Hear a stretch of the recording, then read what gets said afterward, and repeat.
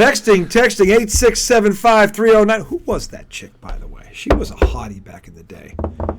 Never knew. 8675309. Remember that song? Yeah. Who was? She was a babe. I'll tell you right now. That number was on a lot of men's rooms. I'm just going to say. Anyway, segment 2. Welcome back, IDD. For those of you in the know, I don't disagree. For those of you just discovering fire, here we are. Hashtag IDDST. IDDST. Look for it at your local wherever. Anyway, that is the one, the only Jim Hayes. What's your middle initial? J. Jimmy John. Jim J. I love that. Jim J. Hayes, not to be confused with Jim J. Hayes, because there's only one.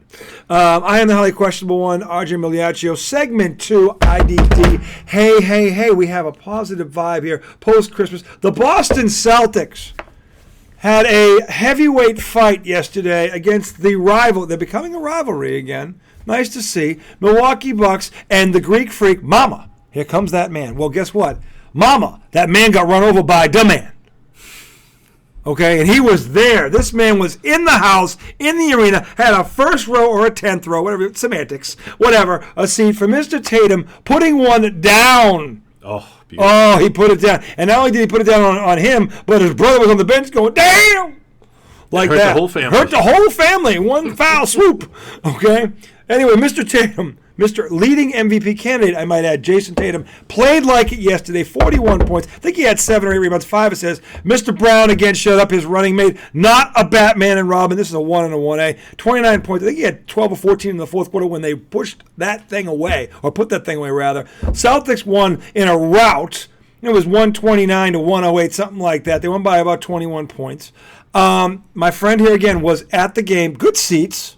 Right? It's good time. Good time. Seats. In green. Got some photos. I was very jealous.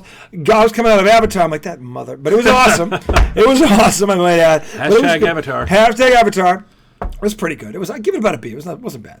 Anyway, but more importantly, the Celtics reestablished post position here. They are an NBA leading 24-10 after yesterday's fight. The Bucks fell a game and a half behind, and Philadelphia and Brooklyn are creeping up. So it's getting pretty tight here in a very top-heavy East. Now, you were there yesterday, and just so you know his credentials, this man played Division I at Syracuse, was on the 96 national champion, runner-up, Syracuse Orangemen against that loaded Kentucky team, and that coach I can't stand, Rick Pitino, I swear, has a picture of himself that he kisses at night before he goes to bed. That man, if anyone loves himself more than Rick Pitino, I want to meet the person, because of course you have to love yourself before you can love anybody else, so I can't fault him for that. But there's a line, people. There's a line, people, and he's way over it. Anyway, back to the Celtics. Jim, you were there. What was good? Give me the good, the bad, and the ugly. It was mostly good, I would think. What'd you see? What'd you like about yesterday's Celtics performance? Tough fought battle, good win. Every quarter, honestly, you look at the scoreboard and you thought the Celtics were ahead more than they were until the fourth quarter when they opened it up. Yeah. Great strategy. Yeah. I think, watching Williams and Griffin play against Giannis and then giving supporting D was great. I mean, Giannis still scored 27 points. I mean, yeah. 12. Well, he's a great player. He's an amazing player. He is. Top of the league. Yeah. But every point he scored was a hard-fought point, and that's what the Celtics had to do. Yep. And I think that you touched on this with your videos with Mr. Skinner on Grant Williams being a role player, being an average player. He had the right role for Grant Williams for last night. Yep. Defense on Giannis was in his grill. Was just Giannis did not get in the flow. The entire game, and that was evident by how close the game was. Celtics always having and maintaining a small lead. I liked Blake Griffin coming in off the bench on defense as well. I mean, both of those two were in foul trouble. How many minutes did he play last night, Blake? Not that many. Okay. But that's his role. Yeah, he's not coming in as sixth man, seventh man. Sure. He's coming in at eighth and ninth. But when he comes in, he's coming in because of his physicality, his ability to do some damage on defense and support the key offensive players. Yeah. And to your point as well, I mean, Jaylen Brown. It's not Batman and Robin. No, it's not. And that's really what I want to see too going forward is Brown.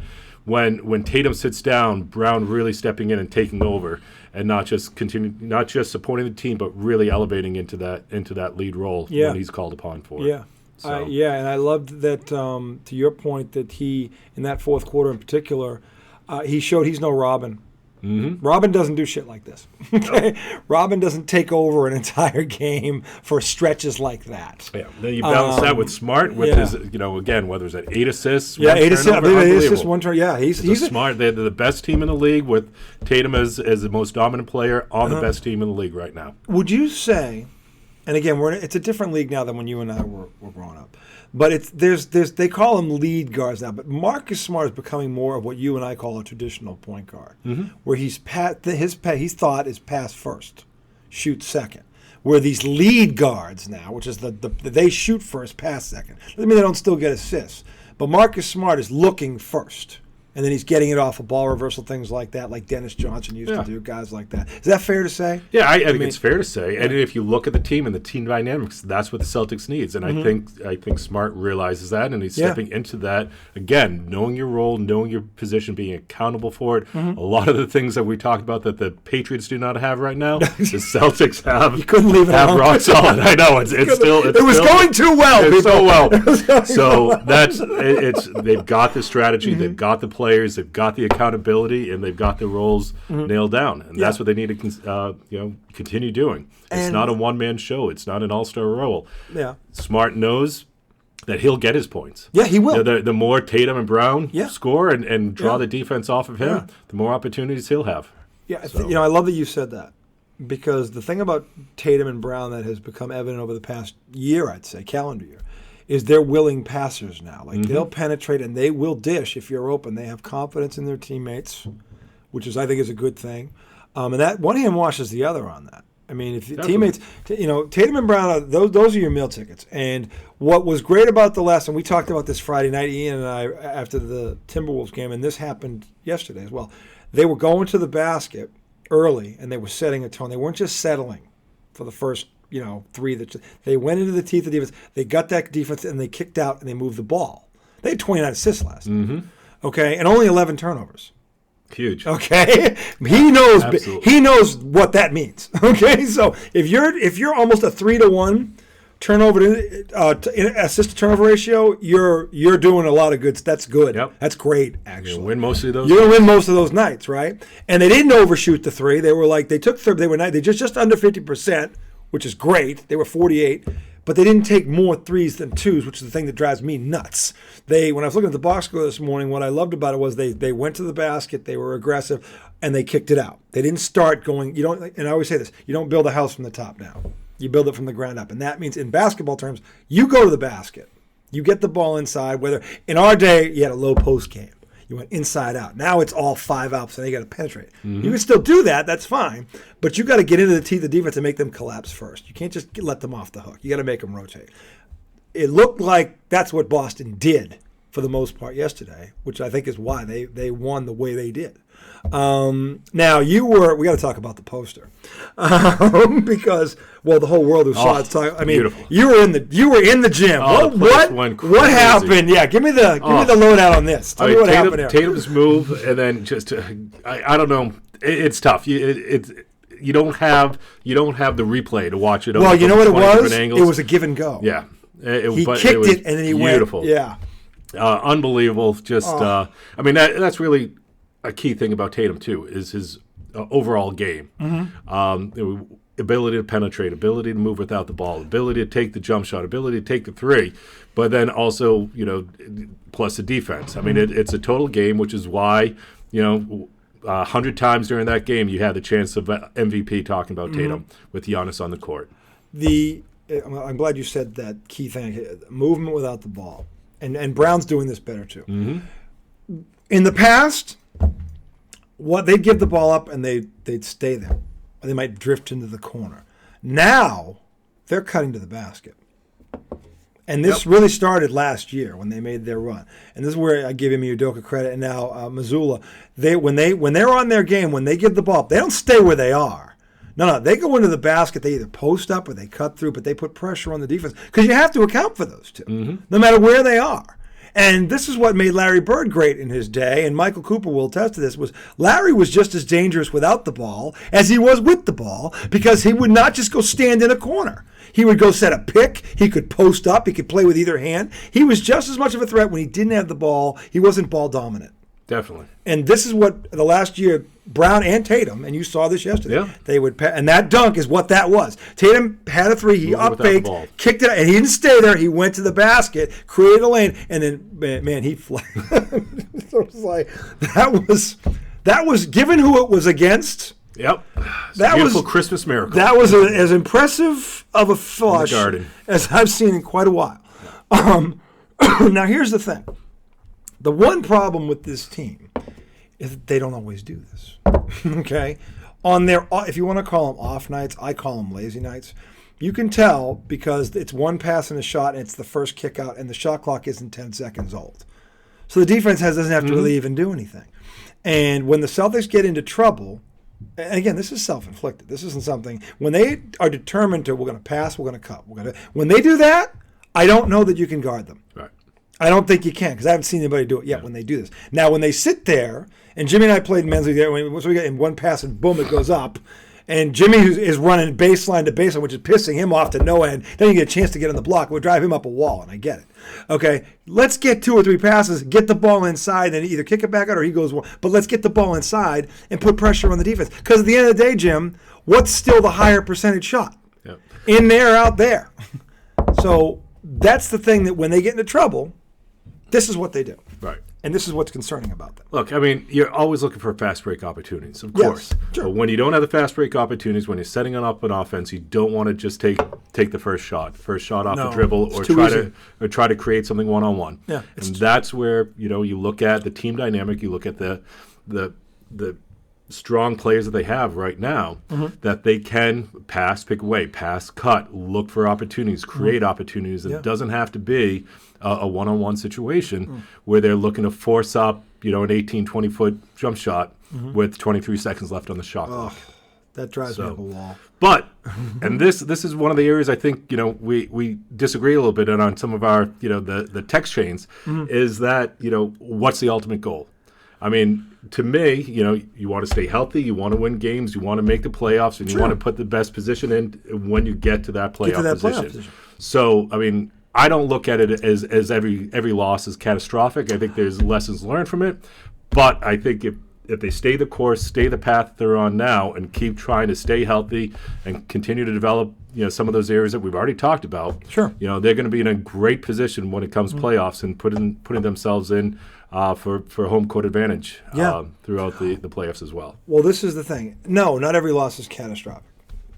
And I understand why you I've watched your videos. Yeah, but hold on a minute. Here's what I'm talking about. And you know this because you've heard the term. And it is true because you've seen it happen.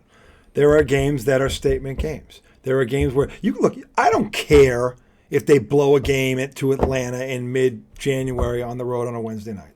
That's going to happen. That's going to happen. It's a long season. You're going to have an off night. Sometimes you reach back. It's just not there. We've both been there as athletes. That's not what concerns me. I get those.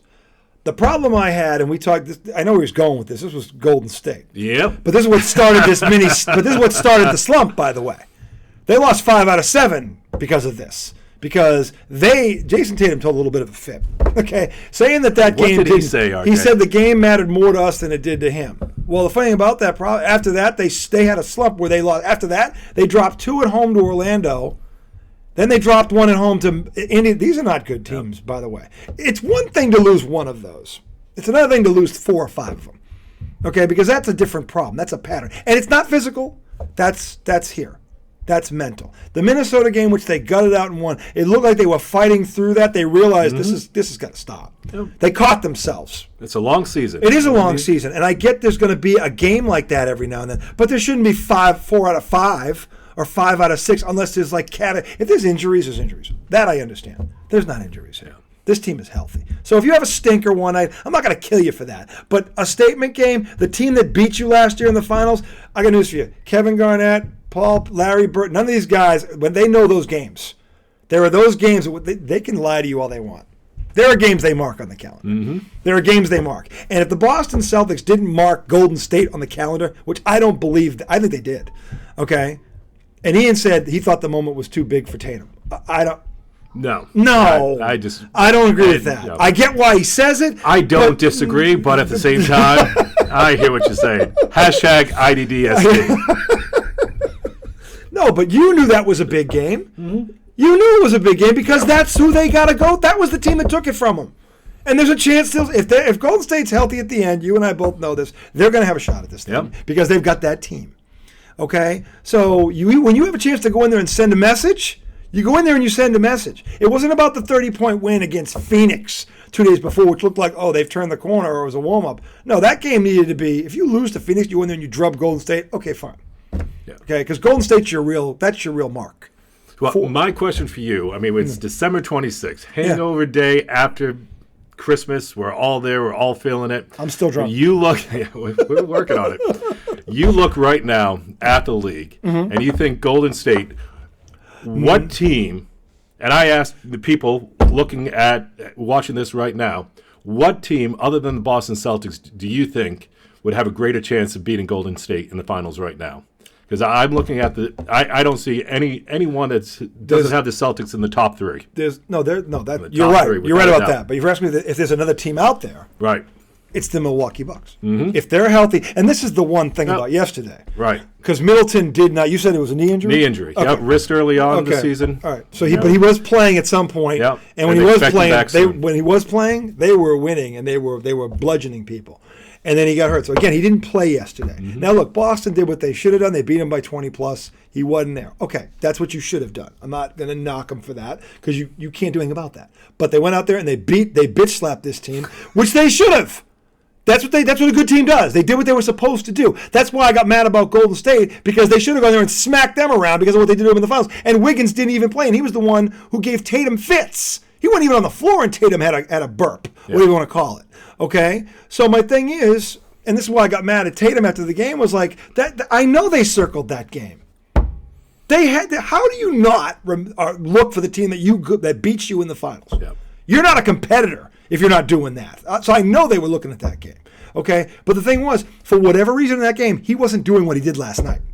He wasn't passing and cutting. He was settling. He wasn't going in and going through and around and over. Last night he looked like he had something to prove. Definitely. And when he has something to prove between me, you, and this camera, and whoever's watching, all three of you, okay, he's the best fucking player in the world. I will say that right now. Jason Tatum's A game right now is better than everybody else's A game, including the guy he buffed on last week. Hashtag Tatum MVP. Hashtag Tatum MVP. Hashtag IDDST. Look for it. Can you tell I've been drinking? Hey, if you like this video, make sure you share. Yes. I don't care if you are old. We don't even know the freaking forums. No, we don't. Instagram, TikTok, Facebook, whatever. Share else. with other old bitter athletes. Yes, we want to hear it. Bitter ex-athletes like us. Provide comments. Excuse-laden. It'll piss him off. Absolutely. It'll be glorious. And he lives to piss me off. He has every year, God, just give me another year of pissing RJ off. And he gets it every damn year because he figures it out. He figures, what's going to push his buttons this week? Anyway, but the point is, when Tatum plays like that, this is why I'm mad at him, because you saw what he did yesterday. That's what he's capable of. And I don't expect 41-7 every night. I do expect when you see the Milwaukees, the Golden States, the Brooklyns, the teams that are a threat to the Phoenixes, that's when I need to see his A game. I don't care if he sucks on a random Wednesday against Atlanta. We'll get around that. Those are going to happen. But when you're playing those teams that you know could be in your way, you show up. Because that's what the best do. Michael Jordan never took a night off again, or Magic, or and you know this. You know this already. That's what made those guys iconic. When they had those, they call them signature games or statement games. He knows what that means. They stepped up for it. They stepped up. They always delivered. That's what makes them. That's why they're legends. That's why they're icons. And Tatum has that potential, and you know he has that potential. So you should understand why I got mad at him. I hear you. Because he proved it yesterday. Everything I said about him yesterday, he proved it. Yeah, now do it. In fact, I have a picture on my Facebook page of the dunk. I actually got a freeze frame of it. I'll send it to you. It's awesome. And I said, now do that against Golden State. Definitely. Because that's what he's got to do. You want to be a champion, you got to go through those teams. Yeah, I'm going to do a throw, and I'm sure you know this. It must have been talked about at the game when you were watching it on the TV. Yeah. Second highest score on Christmas Day. Who had the highest? Tommy Heinsohn. Tommy Heinsohn. 8-time champion as a player, 2 times as a coach, by the way. That boy had 10 rings. God rest your soul, Tommy. We miss you. And we missed you, our very unbiased, fair, and rational character. Very good. He was awesome, wasn't he? He was I miss Tommy. Mike, you know what? You know what sucks? You've heard Mike, and Gorman's great. Gorman is great. But you could tell something's Ah, yeah. I feel bad for Gorman, him. I amazing. love him. Yeah. Local, would see him. Would see him locally when we were living in Central Mass. Yeah. Great guy. Great person. Yeah, down to earth. And you could tell. I'm not disrespecting his co-host now; they're good, but they had a thing. 30-plus years those two guys worked together. Their first telecast was 1985, by the way, on Sports Channel. Unbelievable. And they had a run. They had a great run. So I know Mike Gorman. He's playing it well, but you can just tell sometimes that they don't. That's not the same. It's not. It is what it is, and it sucks. It is what it is. It is what it is. But anyway, so they're 24-10. They're number one in the East. Okay, and actually in the NBA right now, they appear to be healthy. I think, right? Because the Time Lord's back, and he's now. You saw that. Now let me ask you this: how many that you saw the Time Lord last night? I know he's been only back a couple games. How do you look to you? I mean, overall, I know he's rusty, but rusty. I think is a really good way, and it is not a negative connotation on it as well. No. I think he's still feeling it out. He's still feeling it out what his area of contribution is. Obviously, he's still solid on defense. Yeah. Great transition player as well. I think there's huge upside, and I think the more experience he gets, staying healthy, keep playing, it's just going to be a dominant factor for the Celtics. And how many minutes did he play, technically?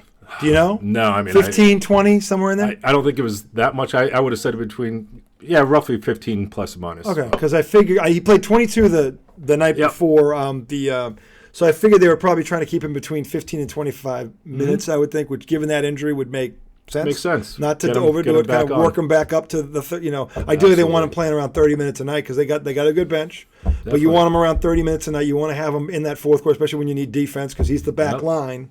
And when he's on, that back line last year was bordering Kevin Garnett. Not as good, but damn close. Damn close when he was healthy because you couldn't get into the paint. That's bold. It's bold. Bold statement. The numbers, him and Marcus Smart, just so you know, were 1 and 2 for Defensive Player of the Year before he got hurt. So it's bold, but he was there. Yeah. He was there, and he was averaging 3 blocks a game. And to have that defensive duo healthy and on the floor. You got those two together. Something to be watching out for. You got a problem if you're an opponent. So hopefully he stays healthy. Pray to God. Let him no, he never stayed. This is the one thing about him. I know. But he's aggressive as hell, and I love that. But he's got to learn to dial it back a little bit because they need him. You know when they're going to need him. Milwaukee, Brooklyn, because Brooklyn woke up. What the fuck happened to Brooklyn, by the way? They woke up. Kyrie Irving actually has a pulse. Damn it, I hate him. But hopefully it won't last. But anyway, hashtag Kyrie sucks. Hashtag Cry Me a River Irving is his real name. Mr. Team Killer himself. 3 teams too. So quite a resume. So anyway, we're gonna close this segment. They got a couple games this week. They got a light week this week. They play tomorrow night, then they'll play until Thursday, and then Sunday they go to Denver, who is number 1 currently in the West. That's a statement game. Yeah.